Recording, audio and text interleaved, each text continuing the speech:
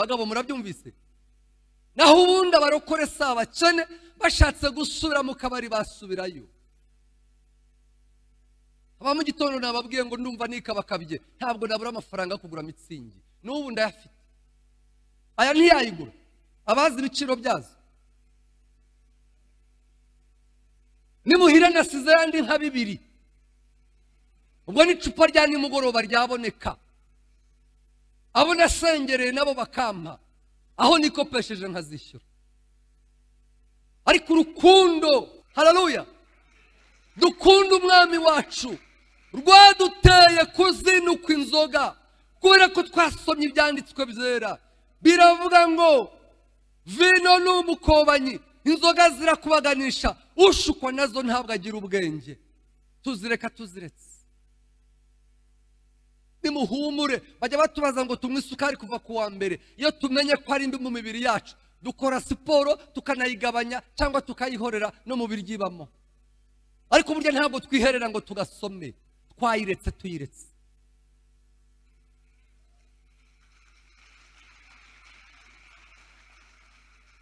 Cyo nicyo gituma abagore, abakobwa bubaha Imana. Muzumva ubuhamya bwabo, baretse gusambana kandi byari bibatunze. Ajya muri hoteli bakamuhereza 50,000 mu isaha imwe akaba arabikoreye, agacunga mu ipotomoni portemone y'uwo baryamanye, agakuramo irindi $100 akayatahana yose, mafaranga ataruhanije ariko y'umuvumo. Yamara gukizwa akavuga ngo wasiwe urimbi, kandi ibihembo Yesu azatugororera bisumba ibi bihendo byo mu isi. Agasiga ubusambanyi burundu, akisiga igikotoro, akarya imvange yasangiriraga n'abagabo muri hoteli. Ngiki cyatumye kubaha Imana, urukundo dukunda Imana nirwo rwaduteye kuzinuka ibyaha. Cyatumye nyine Yesu avuga ngo nimunkunda muzitondera amategeko yanjye. Tugiye gusenga, tugiye gusenga. Nicyo cyatumye tubabarira abaduhemukiye. Nicyo cyatumye abakijijwe natwe batubabarira kubyo twabahemukiyeho. Nigeze mbaho ubuhamya umunsi umwe, reka nsoze. Wacu umugabo ukomeye wishe abantu cyane muri jenoside, yari umukire afite imodoka 2 mu cyaro, urumva ko yarakomeye. Nigeze mbibabwira, nibuka umudamu we ahungutse avuye mu buhungiro, imodoka zarashize, mugabo yarapfuye, inzu zarasenyutse, ubukene bwaranyuze mu miryango yose. Ansanga mu biro, nanjye narakomeye, usibye ubu ngubu nta biro mfite. Nkorera ku kantu k'akameza kangana gutya kajyaho computer n'ibyo biro. Icyo gihe nari mfite secrétaire comptable ari nawe ubika kashe. Bansanga mu biro bakomanze, arinjira amanura amavi arambwira ngo wa mubyeyi we, wamfashije ukarihira umwana wanjye. Amarira afashe baso, ngiye kurira ndikomeza nk'umugabo. Ndavuga ngo uyu ni wo munzani umuntu w'Imana ashobora gushyirwaho. Itamfata ikaramu nandika amazina y'umwana we, mushyira kuri liste mu bantu akarere kagombaga gufasha aba mbere. Ararihirwa, ubu ni umuririmbyi, ni umugore ushatse, aririmba muri korari yacu mu cyari wacu. Iyo mwitegereje ndavuga ngo Imana ishimwe. Urukundo rega nirwo dukwiriye gupimirwaho. Mugisohoka muri aya materaniro, wibwira umuntu w'iwanyu waguhemukiye, iso nyoko wanyu, ababateje ibitega n'ababaroze, ibyo mutemera Bibiliya byemera ko amarozi abaho kandi bajya bayatuma. Wicara usenge, ubwira Imana ngo mpa urukundo rwo kubabarira aba bantu. Haleluya. Sengere bukaso umwatu. Turagushimye. Haleluya. Uri Imana yo gushimwa, uri Imana yo guhabwa icyubahiro. Erega wabambye ijuru nk'inyegamo. Oh haleluya. Isi bagatebe k'ibirenge byawe. Imana ishimwe, ni wowe Mana, nta yindi Mana ibaho. Waremye ikiva ku manywa ukita izuba, nijoro ukita ukwezi. Ujya uhamagara imisozi n'udusozi bikakwitaba, imisozi ujya yubikana uburakari. Haleluya, haleluya. Kandi ukayimura itabimenye. Ntawe muhwanye, turagushimye. Wagiye uhindura ibihe kuko niwo unyuranye ibihe n'imyaka. oh turagushimye mana, turagushimye kubw'urukundo dukunda ku manywa na nijoro. Mana turagushimye kuko waturemye kandi watumenye tutarabona isoro mu nda z'aba mama. Turagushimiye kuko utuzi imisatsi yo ku mitwe yacu ukayibara ukayimenya. Twaguhwanya nande mwahwana, twakugereranya nande mwagereranywa. Cyubahiro n'ikibi cyawe. Turagushimye mwami Yesu Kristo, ubera mwiza abantu bose bagutegereje muri rusengero ndetse n'ubugingo bw'umuntu gushaka. Turagushimiye kubw'ijambo ryawe tugiye kumva. Ijambo ryawe ni ryiza, ijambo ryawe riruta yandi yose gukomera. Ijambo ryawe niryo ryonyine ritubeshaho, niryo rituma tuvuga, niryo ridusanga mu nzozi dusinziriye, rikemeza umuntu ashyizweyo, rikamumara mu bwibone bwe. Haleluya, Mana ishimwe. Iryo jambo turaryemera, iryo jambo turaryubaha. Dusengeye umugaragu wawe mwami Yesu Kristo, ugiye guhagarara avuga ijambo ryawe ngo ntaba ari we, izina ryawe ari ryo rihabwa icyubahiro. Nuko wabanye na Mose na Eliya, bane nawe aha hantu kugira ngo natwe duhagire imbere yawe, kugira ngo twige dufate, kugira ngo twizere, kuko n'ubundi kwizera kuzanwa no kumva ijambo, kugira ngo mwami twumvire dukora ibyaryo, kugira ngo rizatugeze mu ijuru. Ngaho ubuntu n'amahoro n'ibiganze cyo tubangamiye n'imigambi ya Satani mu izina rya Yesu Kristo, cyo tubangamiye n'imikorere y'abakonikoni, cyo turwanyije n'imyuka mibi mu izina rya Yesu Kristo. Duhagaze hano Uwiteka kugira ngo umwuka wawe wera ategeke kandi aganze, ubuntu n'amahoro bibe kuri buri wese. Cyubahiro gikomeze kuba icyawe mu izina rya Yesu, amen, amen.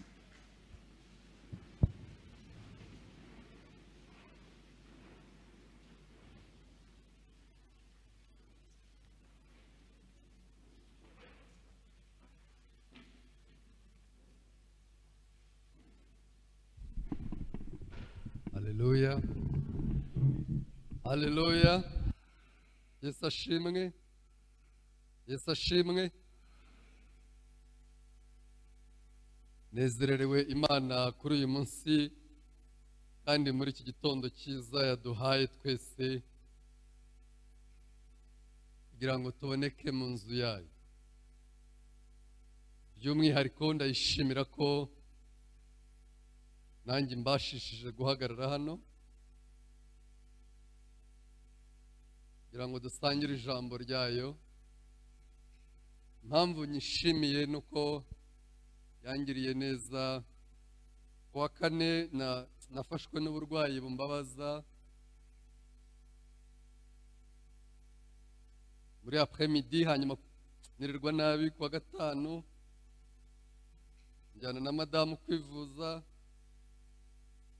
Ejo nimugoroba numva rwose meze neza, hanyuma mbyuka kare mu masaha 11 njya gukaraba, umva nongeye kumera nabi cyane, guhagarara birananirana. Ndi kumwe na murumuna wanjye twari tugiye kuzana mu materaniro, ambwira bati turabona utameze neza, ariko nkumva umutima wanjye urambwira ko ndi bumere neza. Mu imiti yose ishoboka nongeraho n'iyindi nari mfite mu rugo, ikintu cyose cy'umuti cyari gihari ntekereza ko gishobora kumfasha. Ntabwo nzi ukuntu byagenze ngeze hano mu rusengero, numva meze neza.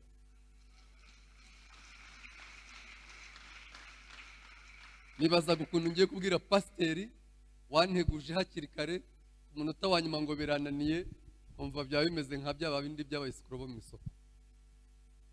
Ndavuga ngo nubwo ari uburwayi bufatika n'abaganga babonye, ariko harimo n'umugambi wa Satani. Rero ndumva meze neza rwose, Imana ibishimirwe.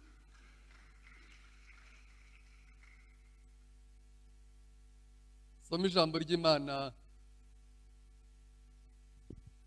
Mbere yuko turisoma birashoboka ko hari abashyitsi, kugira ngo mbibwire nitwa Pasiteri Rukundo, nkorera umurimo w'Imana hano. Turarisoma rero mu gitabo cya mbere cya Samweli, bice byaho 24, duhere ku murongo waho wa mbere, paje 283 abariho mushakira aho ngaho. Bibiliya yera, igitabo cya mbere cya Samweli ibice 24, duhereye ku murongo waho wa mbere. Nuko Dawidi arahava arazamuka atura mu bihome bya Enigedi. Bukeye Sawuli atabarutse avuye kwirukana Abafilisitiya, bamubwira ko Dawidi ari mu butayu bwa Enigedi. Sawuli ahera ko ajyana ingabo 3,000 zitoranijwe mu Bisirayeli bose, bajya gushaka Dawidi n'abantu be mu bitare by'igandagarizo by'amasha. Aza atyo agera ku biraro by'intama biri iruhande rw'inzira, kandi hari ubuvumo. Maze Sawuli yinjiramo gutwikira ibirenge, kandi Dawidi n'abantu be bari mu mwinjiro w'ubwo buvumo. Maze abantu ba Dawidi baramubwira bati, uyu ni wo munsi Uwiteka yakubwiraga ati, nzakugabiza umwanzi wawe uzamugenze uko ushaka. Dawidi arahaguruka agesa ku kinyita cy'umwambaro wa Sawuli bucece. Hanyuma Dawidi agira umutima umuhana, kuko yageshe ku mwambaro wa Sawuli. Abwira abantu be ati, Uwiteka ndinde kugenza ntya umwami wanjye Uwiteka yimikishije amavuta, ngahangara kumuramburiraho ukuboko kwanjye, kandi ari Uwiteka yimikishije amavuta. Uko niko Dawidi yaburishije abantu be ayo magambo, ntiyabakundira ko bahagurukira Sawuli. Nuko Sawuli arahaguruka ava mu buvumo aragenda. Hanyuma Dawidi nawe arahaguruka ava mu buvumo, ahamagara Sawuli ati, nyagasani mwami. Sawuli akebutse Dawidi arunama, yubika amaso aramuramya. Dawidi aramubaza ati, ni iki gituma wumvira abantu bakubwira ngo Dawidi arashaka kukugirira nabi? Aho ntiwirebeye ko Uwiteka yaragutanze mu maboko yanjye uyu munsi ubwo wari uri mu buvumo?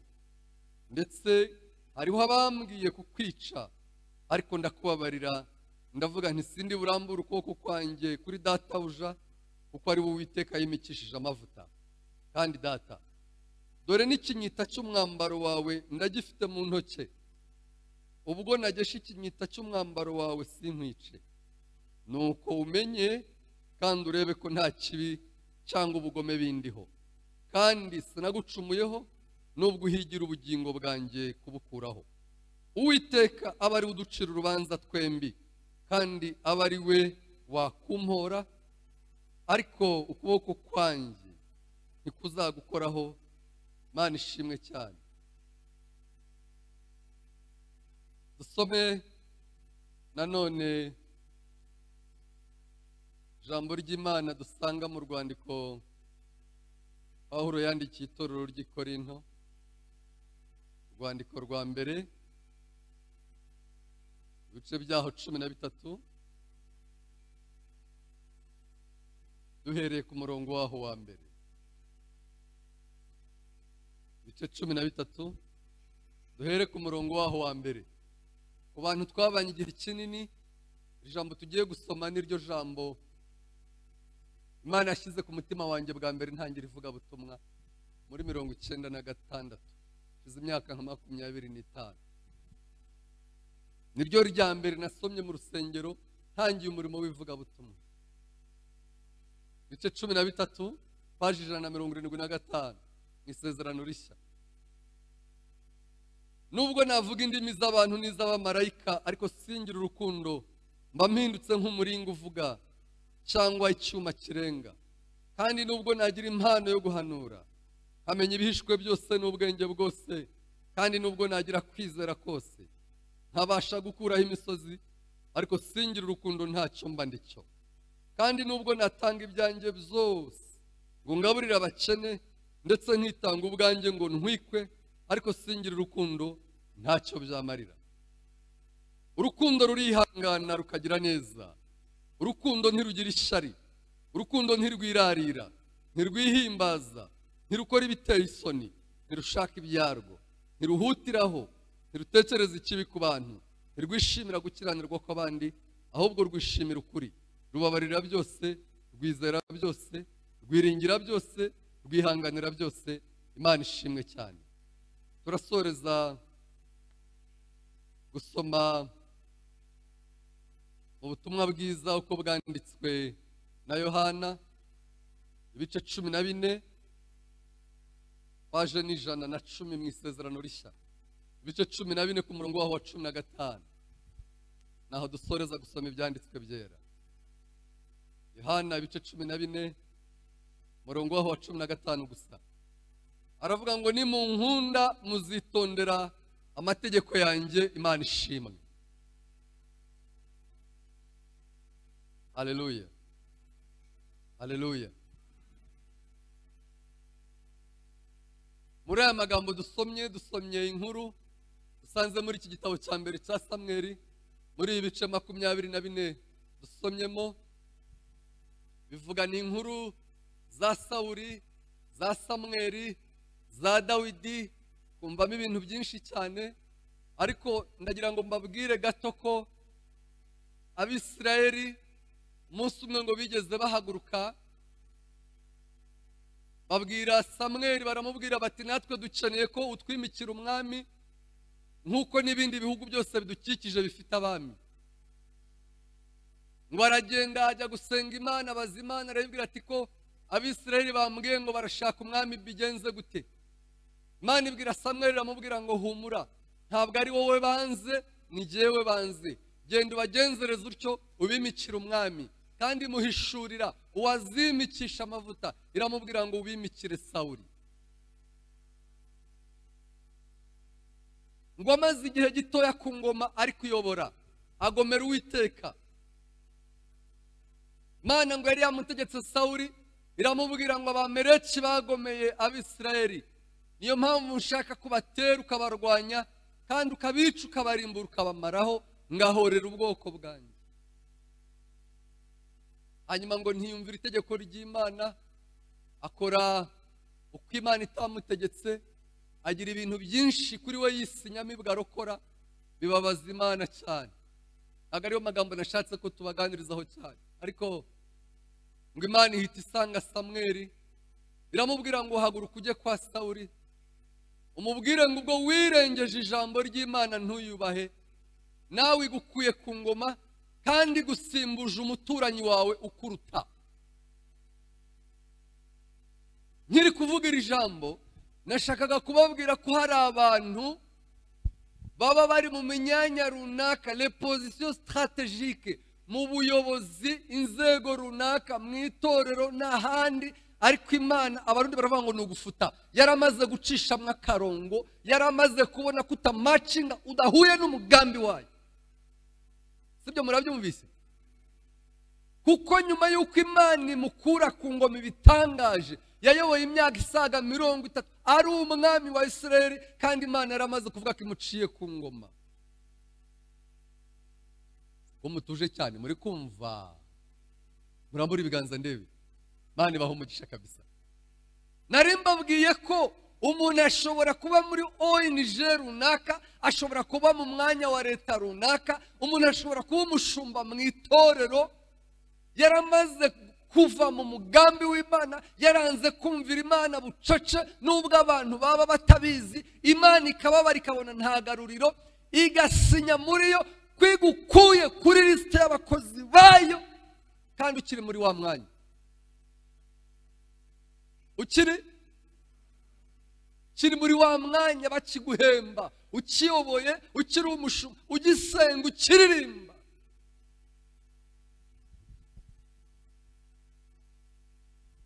Imana ngo imaze kubabara cyane, irongera ihamagara Samweli, iramubwira ngo ngwino ngutume i Betelehemu kwa Yesayi, kuko nshaka kongera ukanyimikira umwami uzasimbura Sawuli.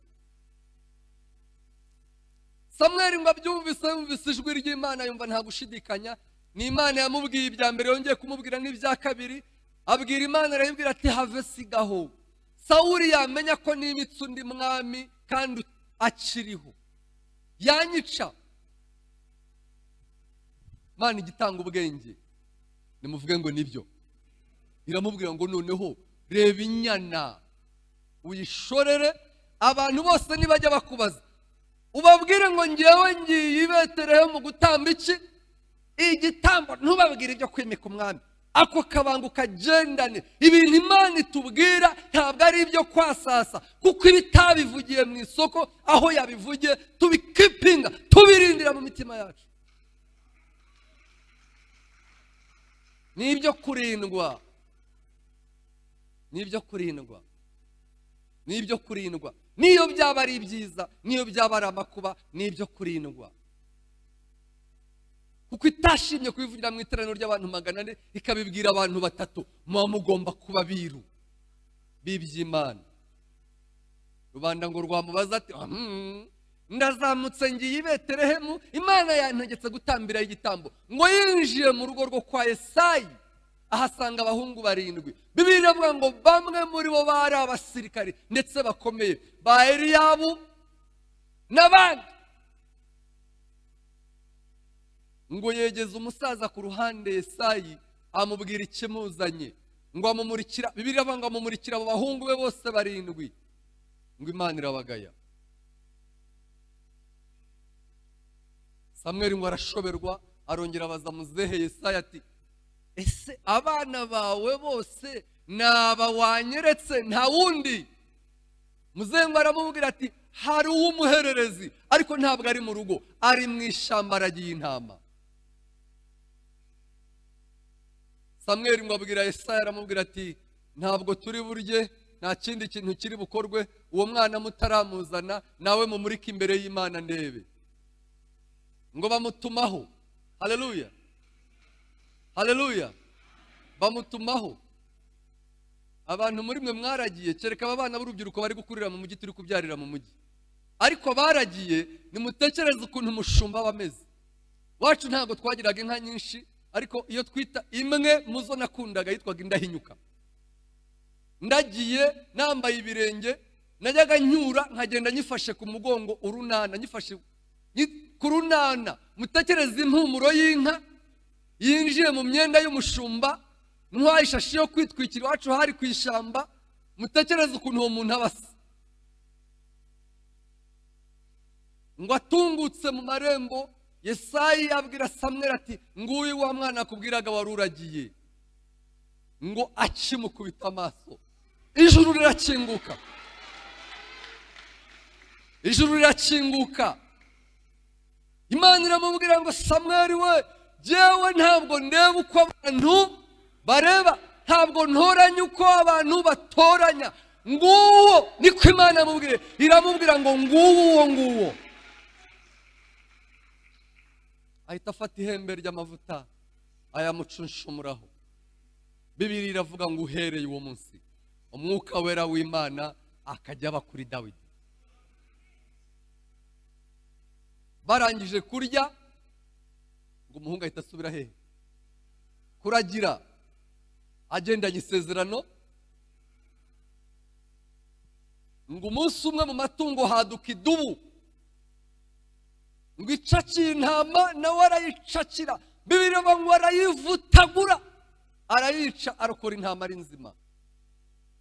Kindi gitondo ngo haduka intare, nayo iri guhiga umuhigo wayo, ngo isingiriye intama, ayifata inzasaya zombi, ngo arashishimura, arayitanyura, arayica. Kubera umwuka w'Imana wabaga w'imbaraga. Naho muri icyo gihuru Imana yahamutorezaga kuzarwana intambara n'ibikomeye. Haleluya. Imana ntishobora kugukoresha itaraguteguye. Sinigeze mbibabwira ubushize, utazi gusoma muri 2021, utazi Igifaransa cyangwa Icyongereza, nta certificate cyangwa diplome, niyo waba uri inyangamugayo gute, ntabwo leta yagukoresha.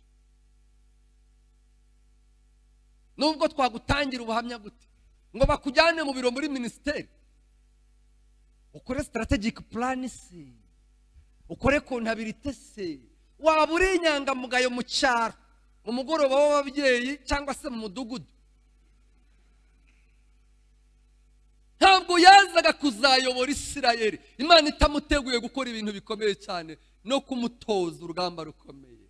ngo icyo gihe ubwo yabaga mu ishyamba arwana n'idubu arwana n'intare ahirimbana ku mukumbi wa se, ngo Isirayeli riri mu kaga k'intambara baterwa n'Abafilisitiya. Abafilisitiya ngo bagiraga intwari yabo ikomeye cyane yitwaga nde? Ngo yitwaga Goliyati. Ngo yari umugabo w'igihanyasi ukomeye, ngo yahagarara ku gasozi nk'uko yahagarara hejuru kuri arena, ngo agahamagara abagabo bose b'abasirikare b'Abisirayeli, ngo akababwira ngo intwari muri mwe nize turwane, n'insinda tuzababera abagaragu, natwe nitubatsinda muzatubera abagaragu. Ngo abikora iminsi isaga 40. Dawidi ngo agemuriye bakuru be ku rugamba, cya kigabo ngo kirongera kirivuga, atega amatwi yumva ibitutsi ngo bikomeye by'urukozasoni, ari gutuka Imana na Isirayeli. Ngo arabaza ngo umuntu wahangana n'uyu mugabo akamwica yagororerwa iki? Ngo babibwiye umwami, umwami aravuga ati nzamugororera ingororano nyinshi, ariko igikubiyeho azambera umukwe, nzamushingira umukobwa wanjye. Imana itabarisha ingabo z'uburyo butandukanye. None yagukiriza mu gusenga, ejo yatuma mwene so, ikindi gihe yakwihagurukira.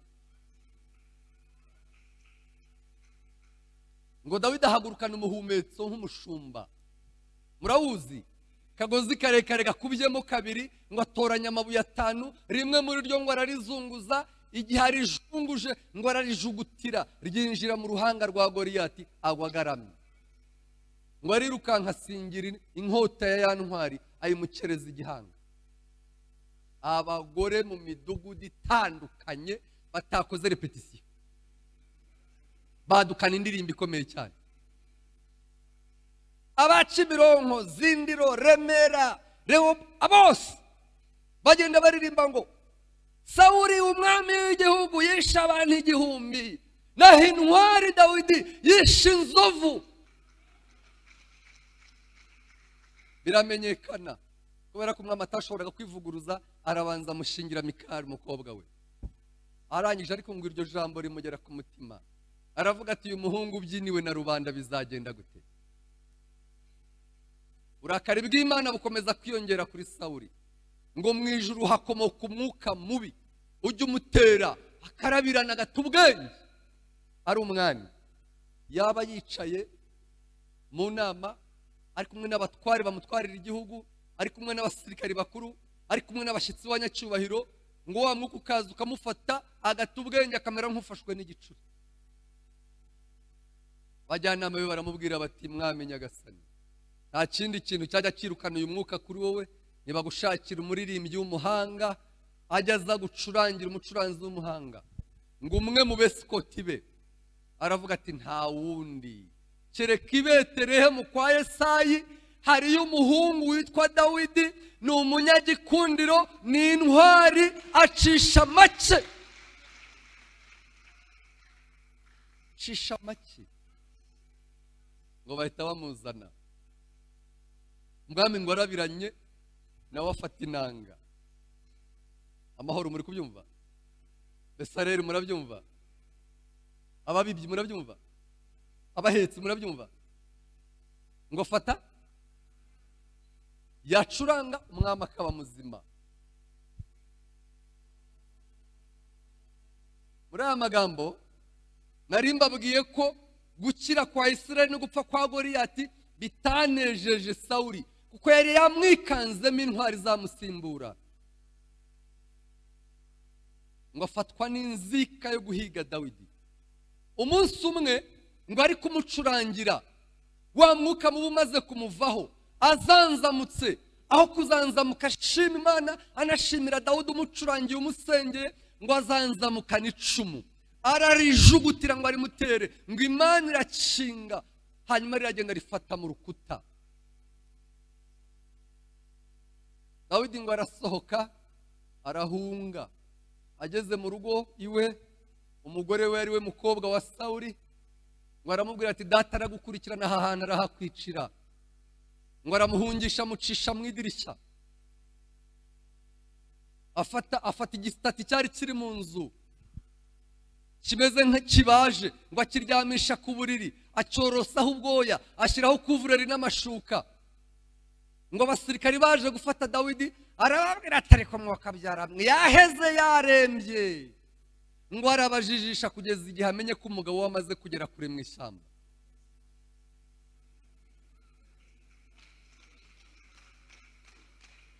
muri kwibaza ngo Pasiteri Rukundo uyu munsi intego y'ijambo ashaka kutubwira ni iyihe? ndashaka kubabwira ko urukundo ari wo munzani w'ubukristo bwacu. Haleluya! urukundo ni wo munzani twese nk'abakristo dukwiriye gupimirwaho, nicyo gipimo, niyo standard dukwiriye gupimirwaho, bakamenya rubanda rukabona ubuziranenge bw'ubukristo bwacu. nimusoma mu gice cya 19 niho muzasanga iyo nkuru y'ukuntu yamuteye icumu rikamuhusha. kuri ibice 24 dusomye ngo Dawidi amaze kumuhunga, amuhungira mu biharabuge, amuhungira mu bihanamanga by'ubutayu bwa Enigedi. hanyuma ngo umwami Sawuli abantu be baramubwira, abazi igisirikari mu gihe cy'intambara mu bintu bigira imbaraga ni ubutasi. maneko igira imbaraga kurusha intwaro za kirimbuzi, kuko iyo mufite maneko ikora neza urugamba murarushobora. ngo abantu babwira umwami Sawuli, baramubwira bati twaramunetse, ubwo yagize ngo yaragucitse, twamenye neza ko yihishe mu butayu bwa Enigedi. inshuro ya kabiri ngo ahagurukana abasirikari 3,000. abasirikari muri aha ngaha ni mu bari byo 3,000, mumbwire ari batayo zingahe? mwe kuzivuga batabamenye. ariko namwe uko mubibara mu gisirikari, nimwumva abasirikari yarahagurukanye guhiga umuntu wamugiriye neza. ngo ageze mu butayu, Dawidi nawe bamaneko be bamumenyera ko umwami aje kumuhiga. ngo babisikanira ku misozi, nk'uko bamwe bazamukira no kuri controle technique, abandi bakazamukira ku gisimenti. ngo bazamuka ku dusozi duhabanye.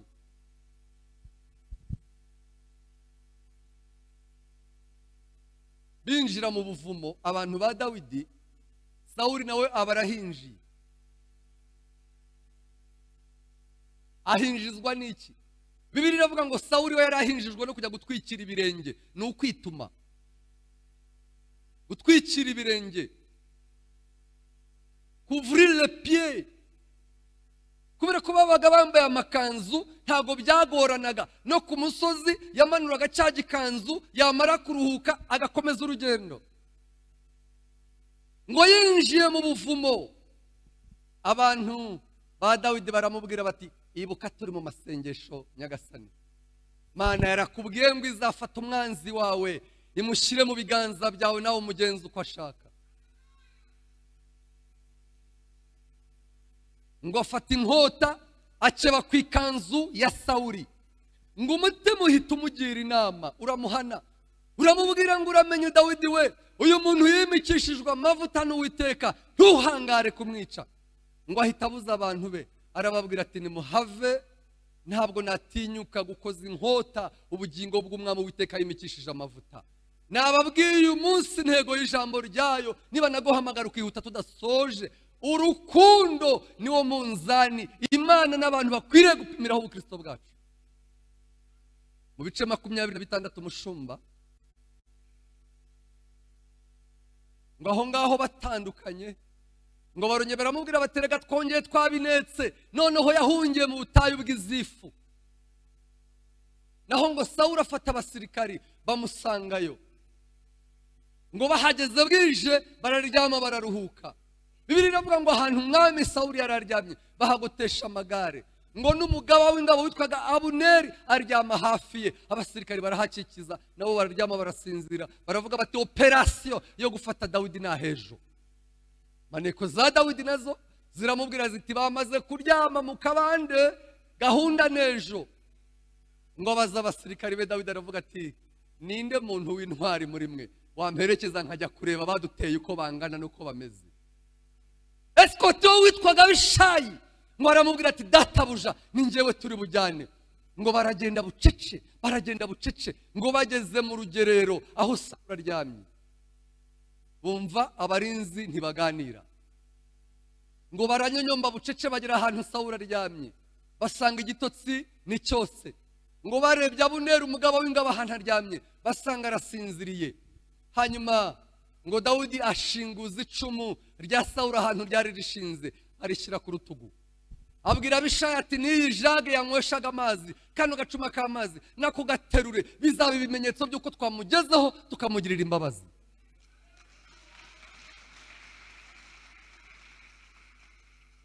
Ngo bageze ahantu bitaruye abona batamufata, ararangurura aravuga ngo Abuneri, Abuneri, Abuneri we, mbese icumu rya shobuja ririhe? Kandi urunywero yajyaga anyweraho ruri hehe?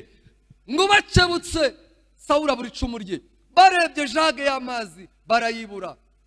Aravuga ati databuja uhigira icy'ubugingo bwanjye, tuma umugaragu wawe aze muhe icumu ryawe kandi muhe n'agacuma kawe k'amazi. Uyu munsi Uwiteka yashyize ubugingo bwawe mu maboko yawe, ariko ndakubabarira, wibuke ko nta nabi iri kuri jyewe, nta n'icyo nagambirira. Urukundo ntabwo ari amagambo, urukundo niyo standard, niwo munzani bakwiriye kuduterekaho twese, abigisha, abaririmbyi, abavuga butumwa, mu itorero rusengeramo, mu muryango iwanyu, nirwo ukwiriye guterekwaho bakareba ko ibiro byawe bishyitse. Petero yandika mu rwandiko rwe rwa mbere, yandikiye itorero, yari umushumba, mu bice 3 ku murongo wa 9, yaravuze ngo ntimukiture umuntu inabi yabagiriye cyangwa igitutsi cyose, ngo ahubwo mumwiture kumusabira umugisha. Nimuvuge ngo amen.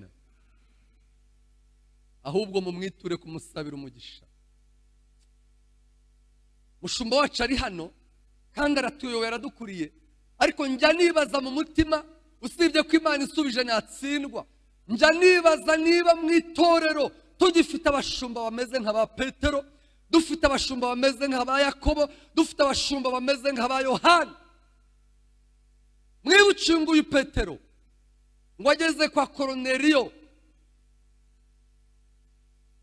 ngo amaze kuvuga ijambo ry'Imana, ngo imitima yabo imaze gufashwa, ijuru rirakinguka. Haleluya. Ngo umwuka wera aramanuka, Imana ibatiza abari mu rugo rwa Koroneliyo bose mu mwuka wera. Petero ngo abyitegereje aratangara, aravuga ati aba bantu Imana ihaye umwuka wayo nk'uwo yatubatirije mu Yerusalemu ku munsi wa Pentekote, niki cyatuma ngewe ntababatirisha amazi? Akora toute une déclaration, aravuga ngo ahubwo menye neza ko mu mahanga yose, haleluya, abubaha Imana bagakora ibyo gukiranuka igira gute? Mu mahanga, mu moko, mu batwa, mu bahutu, mu batutsi, mu banyamurenge, mu bakonyine, mu bazungu, abubaha Imana bagakora ibyo gukiranuka igira gute? Irabemera. Mugiye kuvuga ngo mvuze iby'amoko, narabisanze.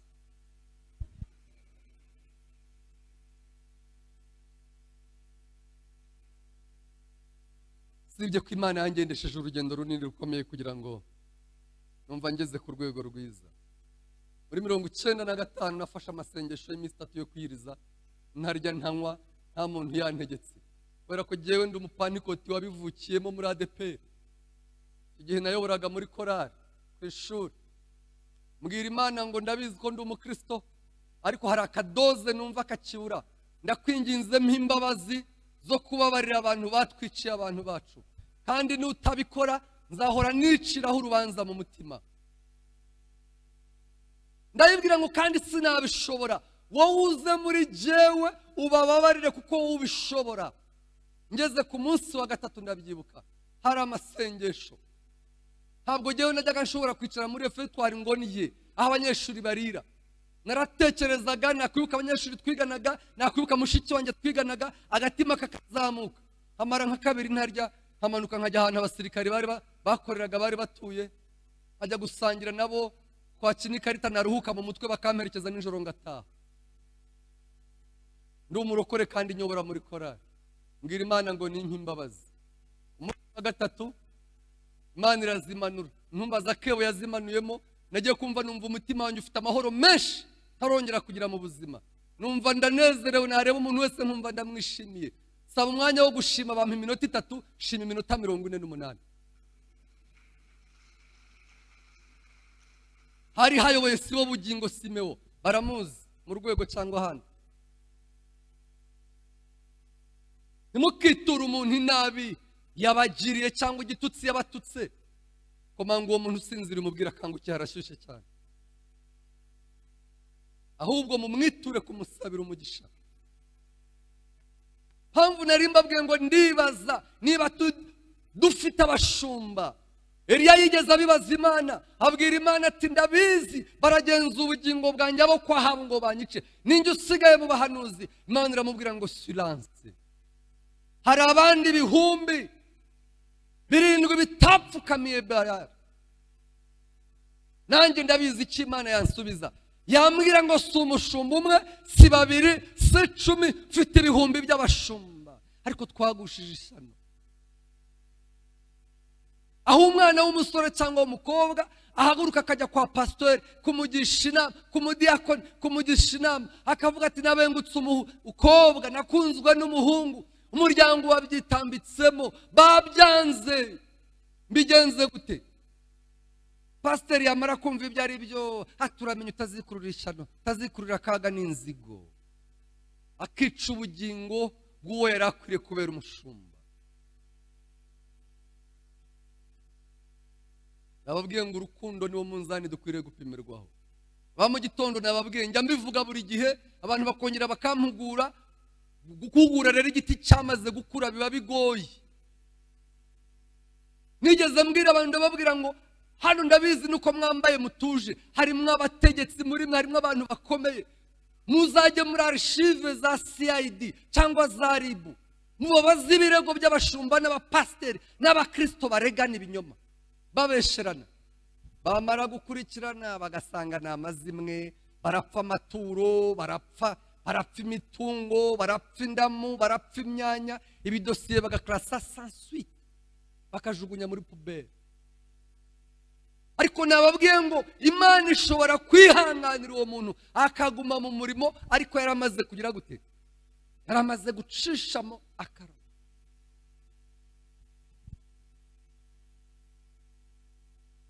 Pawulo yandikiye itorero ry'i Korinto mu bice 13, abagira inama, yaramaze kuvuga amagambo akomeye mu bice 12. Ababwiye ko mu itorero mwese mutaba abahanuzi, mutaba abaririmbyi, nimurebe mwese mwabaye abapasiteri, twicaye hariya ntago byakunda, mwabaye abavuga butumwa ntago byakunda. Imana yaduhaye impano zitandukanye zose ngo zifashe itorero.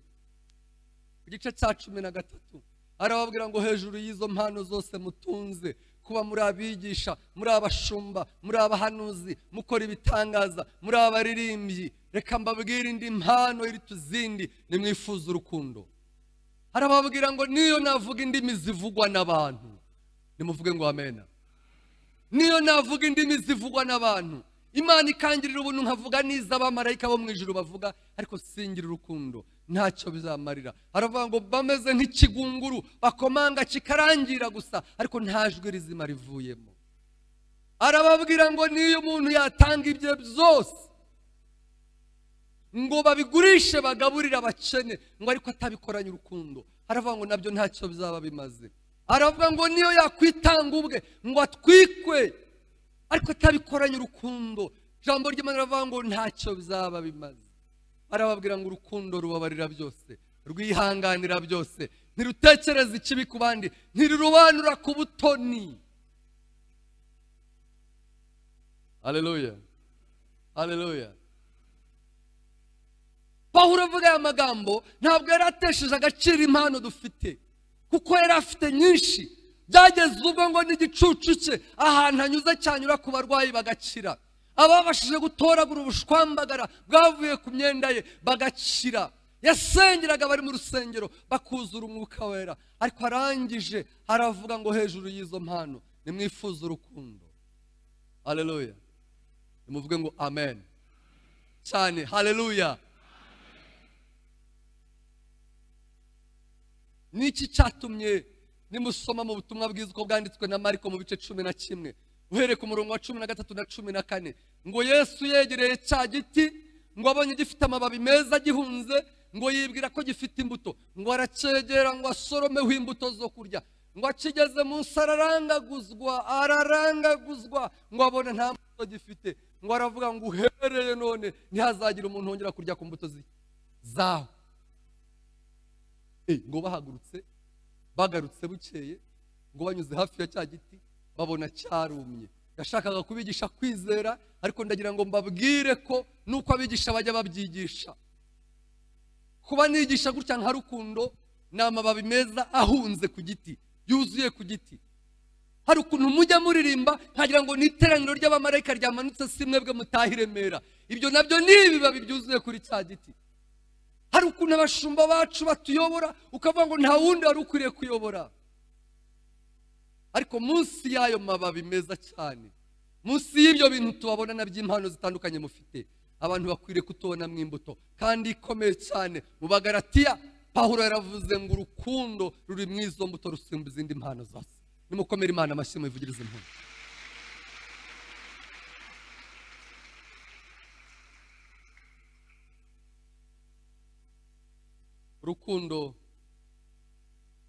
Urukundo rwagutera kubabarira mukaso. Watumye uva mu rugo iwanyu ukiri muto ukarorongotana. Umaze gukomera wabasha kumwubakira, wamugurira igitenge cyiza, warihira abana be, ugahoresha ineza inabi yakugiriye. Nimuvuge ngo nibyo.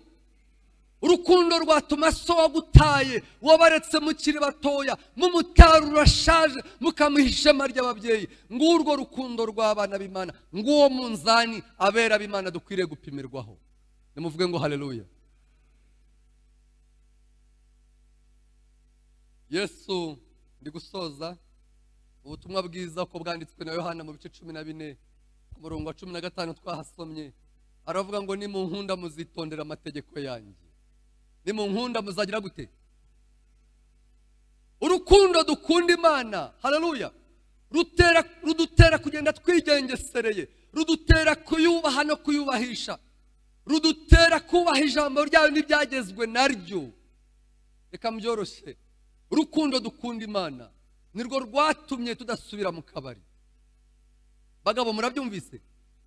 Naho ubundi abarokore si abakene, bashatse gusubira mu kabari basubirayo. Aba mu gitondo nababwiye ngo ndumva nikabakabye, ntabwo nabura amafaranga yo kugura mitsingi, n'ubu ndayafite. Aya ntiyayigura, abazi ibiciro byazo. Nimuhira nasize yandi nka 2, ubwo n'icupa rya nimugoroba ryaboneka. Abo nasengereye nabo bakampa, aho nikopesheje nkazishyura. Ariko urukundo, haleluya, dukunda umwami wacu rwaduteye kuzinukwa inzoga, kubera ko twasomye ibyanditswe byera. Biravuga ngo vino n'umukobanyi, inzoga zirakubaganisha, ushukwa nazo ntabwo agira ubwenge. Tuzireka tuziretse.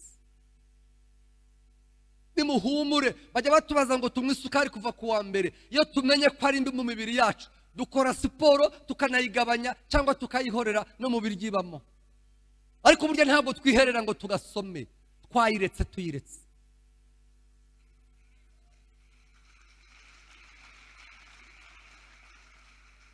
Cyo nicyo gituma abakobwa bubaha Imana. Muzumva ubuhamya bwabo, baretse gusambana kandi byari bibatunze. Ajya muri hoteli bakamuhereza 50,000 mu isaha imwe akaba arabikoreye, agacunga mu ipotomoni portemone y'uwo baryamanye, agakuramo irindi $100 akayatahana yose, mafaranga ataruhanije ariko y'umuvumo. Yamara gukizwa akavuga ngo wasiwe urimbi, kandi ibihembo Yesu azatugororera bisumba ibi bihendo byo mu isi. Agasiga ubusambanyi burundu, akisiga igikotoro, akarya imvange yasangiriraga n'abagabo muri hoteli. Ngiki cyatumye kubaha Imana, urukundo dukunda Imana nirwo rwaduteye kuzinuka ibyaha. Cyatumye nyine Yesu avuga ngo nimunkunda muzitondera amategeko yanjye. Tugiye gusenga.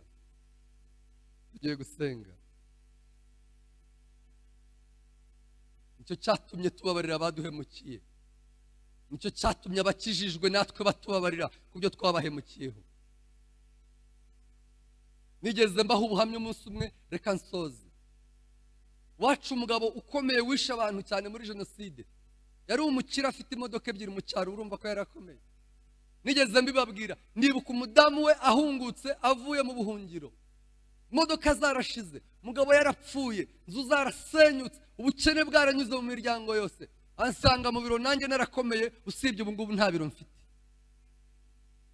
Nkorera ku kantu k'akameza kangana gutya kajyaho kompiyuta n'ibyo biro. Icyo gihe nari mfite secrétaire kontabule ari nawe ubika kashe. Bansanga mu biro bakomanze, arinjira amanura amavi arambwira ngo wa mubyeyi we, wamfashije ukarihira umwana wanjye. Amarira afashe maso, ngiye kurira ndikomeza nk'umugabo. Ndavuga ngo uyu ni wo munzani umuntu w'Imana ashobora gushyirwaho. Mpita mfata ikaramu nandika amazina y'umwana we, mushyira kuri lisite mu bantu akarere kagombaga gufasha ba mbere. Ararihirwa, ubu ni umuririmbyi, ni umugore ushatse, aririmba muri korari yacu mu cyari wacu. Iyo mwitegereje ndavuga ngo Imana ishimwe. Urukundo rega nirwo dukwiriye gupimirwaho. Mugisohoka muri aya materaniro, wibwira umuntu w'iwanyu waguhemukiye, iso nyoko wanyu, ababateje ibitega n'ababaroze, ibyo mutemera Bibiliya byemera ko amarozi abaho kandi bajya bayatuma. Wicara usenge, ubwira Imana ngo mpa urukundo rwo kubabarira aba bantu. Haleluya.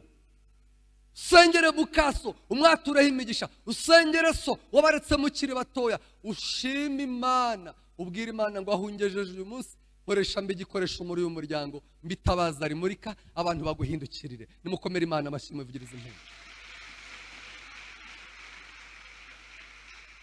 Kandi abashaka kwinjira mu mugisha w'Imana, ijambo ryatubwiye ngo nimunkunda muzitondera amategeko yanyu. Umuntu wese wagize intege nke tugiye kumusengera, akagwa agasubira inyuma, akajya mu byaha, agashayisha, akanywa inzoga, agasambana, agahemuka, wavuye mu buntu bw'Imana, wavuye mu mugambi w'Imana, si uko Imana yakwifuzaga. Hari n'abandi bagize intege nkeya. Ndabizi ko kubabarira n'imbabazi n'urukundo ni urugendo umukristo atera, ariko uyu munsi nawe urahaguruka tugusengere. Umuntu wese wumvise iri jambo agashaka ko dufatanya gusenga, ahaguruke yinginga Imana. Nta mwanya dufite warangiye, ariko hari abakristo bashaka kubwira Imana bati Imana twongere urukundo mu mitima yacu, kuko niwo munzani dukwiriye gupimirwaho. Uwo mukristo ahari akinginga Imana gutyo, arahaguruka hejuru maze tumusengere mu izina rya Yesu. Dufatanye gusenga, nanjye nisengere nawe wisengere, ariko turararika umushumba wacu yegere hino badufashe muri iryo sengesho ryo gusengera umuntu wese wifuza ko Imana imwongerera urukundo mu mutima we, imuhe urukundo mu mutima we. Umushumba wacu yegere hino, niwe urutoyore muri iryo sengesho. Abantu baguye bagasubira inyuma, bakajya mu byaha, bakiyononesha ibyaha byo mu isi. Niba hari umuntu waguye agasubira inyuma cyangwa utarakizwa, wumvise avuga ati ngize amahirwe, Yesu nanjye yanyakira, we arambura ikiganza tumusengere by'umwihariko. Arambura ikiganza tumusengere by'umwihariko. Namubonye umuntu ushaka gusengerwa, ngwino tera intambwe. Abandi muraguma mu myanya yanyu, ariko umuntu wateye, wakize ikiganza cye hejuru, wifuza gusengerwa, yaratarakizwa akaba ashaka gukizwa, yaraguye agasubira inyuma mu byaha akaba ashaka kwiyunga n'Imana, atera intambwe ze hano, bamwereka bahagarare bahanye intera kugira ngo tubasengere. Imana ibahe umugisha. Mushumba agiye gusengera ababihannye bashaka gukizwa rwose, abasengere, asengere n'iteraniro ryose ryifuje, abahagurutse bose bifuza ko Imana ibapimira kuri uyu munzani w'urukundo bakanesha. Imana imuhe umugisha. Mushumba mutobore mu gusenga. Tugiye gusenga Imana mu buryo bubiri nk'uko abivuze. Ubwa mbere tugiye gusengera abangaba bashaka guha imitima yabo Yesu ari ubwa mbere, ariko no mu iteraniro twumvise ijambo rikomeye ko umunzani dupimirwaho ari urukundo, kandi nibyo ngo ntabwo rwirarira. Abantu bose birarira bisobanuye ko nta rukundo bafite. Ngo ntabwo rugira ishyari. Umuntu wese ugira ishyari bisobanuye ko nta rukundo afite. Ngo rubabarira byose. Buriya mu isi biragoye kugira ngo uzabone umuntu ukugirira neza, ariko biroroshye kubona umuntu uguhemukira. Ni ikintu cyoroshye cyane. Ese mu mutima wawe abantu bose bagukomerekeje, abantu bose baguhemukiye, waba warababariye? Niba hatarabayeho ko wabarira, nabyo bisaba ubutwari. Haguruka usaba Imana imbaraga zo kubabarira abantu bakugiriye nabi. Byambayeho nanjye nabisengeye nigirije ubusa kugira ngo bishoboke. Mushiki wanjye warurangije primaire ari umukobwa wavumbutse mwiza, umusore aramufata mugira umugore ku mbaraga, naramutekerezaga nk'ibintu byinshi. Numvise nkomeretse mu buryo bukomeye cyane kubera ko numvise yishe gahunda nari mfite. Byansabye ibihe byinshi no kwigiriza ubusa no gusenga cyane kugira ngo mbabarire uwo wamugize umugore. Twaranamufungishije tumukuramo kubera imbaraga z'Imana. Rero kubabarira bisaba ubutwari, bisaba gusaba Imana imbaraga kugira ngo ushobore kubabarira umuntu akugiriye nabi. Wakugiriye neza wamubura ku isi, ariko biragoye kuzabura umuntu uguhemukira. Haguruka aho uri umanika amaboko ku rugamba. Iyo umuntu atsinzwe amanika amaboko akavuga ngo naneshejwe. Birabujijwe kwica umuntu amanitse amaboko. Urahaguruka imbere y'Imana uyibwire ngo Mana natsinzwe, Mana naneshejwe. Rero urukundo rubarira byose, rwizera byose, rwihanganira byose. Rwihanganira byose. Ese muri wowe ufite kwihangana? Yavuze ibintu byinshi cyane. Sawuli yateye Dawidi icumu riramuhusha. Ese umuntu wagushiye mu kukwica waramubabariye? Biragoye cyane. Cyangwa wabonye uburyo umugirira nabi urangije umugirira nabi. Yosefu yabonye uburyo nawe afite imbaraga zishyura abo bavukana, ariko arangije abahereza imbabazi. Rwose ni ibikorwa by'ubutwari. Yesu yarabivuze, na Gandhi niko yabivuze. Ikintu cyo kubabarira ntabwo gishakirwa ku banyantege nke, gishakirwa ku bantu b'intwari. Kandi nta muntu watugira intwari uretse Imana. Twigenzure mu mitima yacu. Imana ni uburyo yashatse kudusura. Ijambo ry'Imana ni umucyo ryamuritse mu buzima bwacu. Ubwo rimuritse rero wikwinangira umutima, uhagarara imbere y'Imana uyibwire ngo Mana nzamuye ibiganza, ndaneshejwe, ndatsinzwe nkuko pasiteri yabikoze. Hanyuma ngo Mana mpereza imbaraga mbabarire, Mana mpereza imbaraga ngire urukundo. Kandi iyo dukunze Imana twitondera ndetse n'amategeko yayo. Tugiye gusenga Imana dusengera abapfukamye hano imbere, ariko nawe tugusengere mu izina rya Yesu kandi Imana ikugire neza. Tugiye kumanika ibiganza nk'abantu batsinzwe, nk'abantu baneshejwe, tuvuga ngo Mana turaje imbere yawe, ni wowe wenyine watugira, waduha imbaraga, ukaduhindura intwari, tukababarira. Kandi kubabarira nyine n'ibikorwa. Ugomba gutangira ibikorwa. Urwo rugo nararusuye. Icyanyeretse ko nababariye numvaga nzababarira ariko bikarangiriraho. Ariko narababariye ndangije ndabasura nanjye mbagirira neza. Rero biragoye ariko birashoboka kubw'imbaraga z'Umwuka Wera. Reka dusenga Imana. Data wa twese uri mu ijuru, mu izina rya Yesu Kristo turaguhimbaje kubera ko ijambo ryawe ari umucyo. Muri iri teraniro ijambo ryawe riramuritse. Ahantu hose hari umwijima mu buzima bwacu. Umuririmbyi yaravuze ngo umenya ibyo nibwira, ukamenya imigambi yanjye, umenya ibimbamo, umenya ibinyanduza bikangira imbohe. Arangije yaravuze ngo mvugutira kandi unshure inkamba zimvemo, umpindura icyuma cyawe uhora ukoresha. Muri iri teraniro habonetse abangaba bapfukamye imbere yawe n'ubwa mbere baguhaye imitima yabo. Yesu yakire. Umuririmbyi yaravuze ngo mukiza utwemere, ngo nubwo turi babi, ngo ntabwo nyanga, ngo nkuraho ingeso zose mbi. Abapfukamye imbere yawe akira imitima yabo, uyihindura uko ushaka. Barayikinguye. Yesu injira muri bo, hindura ibitekerezo byabo, hindura imigambi yabo, hindura imitima yabo, hindura ubuzima bwabo, imibereho yabo itangira ikunezeze. Reka Umwuka Wera bayobore, reka Umwuka Wera babashishe, batangire baneshe kamere, batangire baneshe isi, baneshe Satani, baneshe abadayimoni, baneshe ibyaha binyuranye, bahindurwe n'Umwuka Wera, babibyaremwe bishya, abigisha iby'inzira yawe. Muri iri teraniro tuzamuye ibiganza ko tuneshejwe. Ijambo ryawe ryavuze ngo umuntu wese ugukunda yitondera amategeko yawe. Nyamara hari twayirengagije turangiza turayica. Reka amaraso ya Kristo atwuhagire, wongere uduhe urukundo, tugukunde nk'uko wadukunze. muri iri teraniro habonetse abantu bemeye ko baneshejwe, kubabarira byarabagoye, barakomerekejwe, barahemukiwe, ariko kubabarira byarabagoye. Habonetseho kwitura inabi bagiriwe, kandi ijambo ryawe ritubwiye yuko abafite urukundo bitura ineza ku nabi bagiriwe.